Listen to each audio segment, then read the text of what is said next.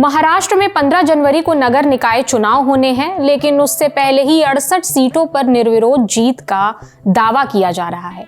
किसकी जीत? बीजेपी, शिवसेना और एनसीपी के महायुति गठबंधन की। मीडिया रिपोर्ट्स में ऐसी ही खबरें भी चली, लेकिन महाराष्ट्र राज्य चुनाव आयोग ने जीत डिक्लेयर करने से इनकार कर दिया है। पहले समझते हैं कि 68 सीटों पर निर्विरोध जीत का दावा किया कैसे जा रहा है। नियम यह है कि अगर किसी सीट पर सिर्फ एक ही उम्मीदवार रह जाता है और कोई दूसरा प्रत्याशी नामांकन नहीं करता या नाम वापस ले लेता है, तो उस सीट पर जो इकलौता उम्मीदवार होता है उसे निर्विरोध निर्वाचित घोषित कर दिया जाता है। इन 68 सीटों पर ऐसा ही हुआ। अब इन सीटों पर वोटिंग की जरूरत नहीं होगी। इन सीटों में सबसे ज्यादा बीजेपी को 44 सीटें मिली, एकनाथ शिंदे की शिवसेना को 22 सीटें और अजित पवार की राष्ट्रवादी कांग्रेस पार्टी के खाते में 2 सीटें आई हैं। चुनाव आयोग ने सभी स्थानीय अधिकारियों से इस बाबत रिपोर्ट मांगी है कि किस तरह निर्विरोध 68 कैंडिडेट्स जीते हैं, इस पर रिपोर्ट दीजिए। द हिंदू को एक अधिकारी ने बताया कि ये एक सामान्य प्रक्रिया का हिस्सा है। जब भी उम्मीदवार नामांकन वापस ले लेते हैं और सीट पर केवल एक उम्मीदवार बच जाता है तो जांच की जाती है। आयोग जांच करेगा कि क्या नामांकन दबाव या लालच के कारण वापस लिए गए थे। उन्होंने बताया ऐसे वार्ड्स में नतीजों की घोषणा में देरी हो सकती है। रिपोर्ट जमा करने की कोई समय सीमा नहीं है। चुनाव 15 जनवरी को होंगे और नतीजे 16 जनवरी को घोषित किए जाएंगे। रिपोर्ट 16 जनवरी के बाद भी जमा की जा सकती है। जब तक ये रिपोर्ट हमें नहीं मिल जाती, हम इन निर्विरोध उम्मीदवारों को आधिकारिक विजेता घोषित नहीं करेंगे। जिन 68 सीटों पर निर्विरोध जीत का दावा किया जा रहा है, उनमें बीजेपी के 44 उम्मीदवार हैं। सबसे ज्यादा ठाणे जिले के कल्याण डोंबिवली नगर निगम से हैं। इसके बाद पुणे, पिंपरी चिंचवड़, पनवेल, भिवंडी, धुले, जलगांव और अहिल्या नगर निगम से हैं। महाराष्ट्र में कुल 29 नगर निगम हैं। कुल 2869 सीटें हैं। इन सीटों पर 15 जनवरी को वोटिंग होगी। नतीजे 16 जनवरी को आएंगे। 30 दिसंबर को नामांकन का आखिरी दिन था। 31 दिसंबर को स्क्रूटनी हुई।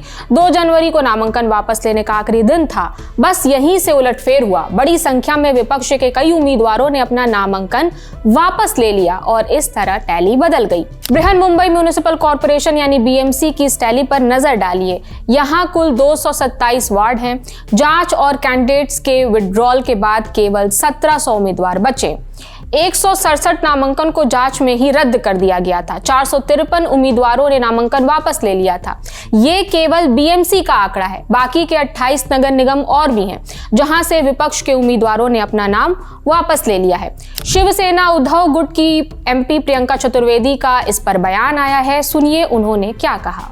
ये तो वर्स्ट एग्जाम्पल ऑफ डेमोक्रेसी आज देश के सामने महाराष्ट्र के माध्यम से आ रही है कि किस प्रकार से वोटर का जो अधिकार होता है, जहां वो चुन सके कि कौन उनका कैंडिडेट होगा, वो भी अधिकार उनसे छीना जा रहा है। वोट चोरी तो चल ही रही थी, पार्टी चोरी तो चल ही रही थी, चंदा चोरी तो चल ही रही थी। अब ये वोटर्स का अधिकार भी लेने के लिए इलेक्शन चोरी करने में लगे हुए हैं।